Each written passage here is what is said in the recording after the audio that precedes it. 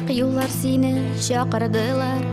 Өлгірмәдім сау болды ерге, өлгірмәдім менде соңғы тапқыр, көзлеріңні сенен көрерге. Новый клип Оксаны Ильюб из Челябинска, в отличие от большинства современных музыкальных видеопродуктов, не о гламурной жизни в интерьере дорогих квартир. Он о том, что нет важнее и ценнее для каждого человека, чем жизнь, здоровье и благополучие родных и близких. Но об этом не следует забывать, иначе может быть поздно.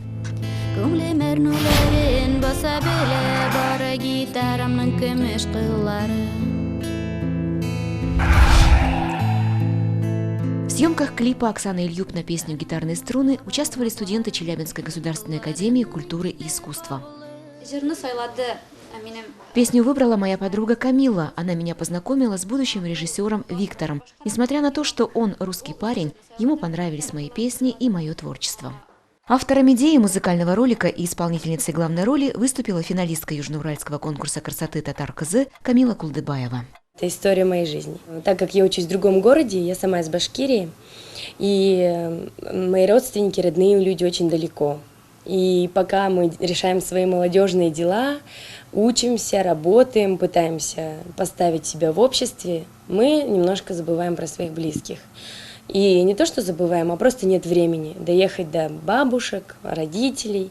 Так и получилось и в моей жизни. Когда-то я не успела доехать. Вот. И я решила, что в память своей бабушки я хочу снять такой клип.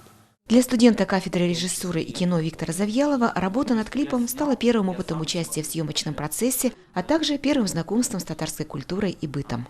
Они очень позитивные люди, они очень гостеприимные. Вот мы ездили бабушку, когда снимали в клипе, это вообще незабываемо, потому что к ним приезжаешь в гости обязательно с гостинцами.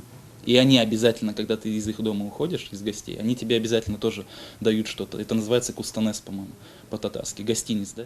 Удивительно, что эти традиции существуют. Ребята хотели создать песню, которая достучится до сердца каждого, и они считают, что им это удалось. Презентация клипа прошла в популярном ночном клубе южноуральской столицы. За 3 недели с премьеры песни в сети интернет ее послушали более 3000 человек. Альфия Габдушева, Салават Киямов, ТНВ, Челябинск.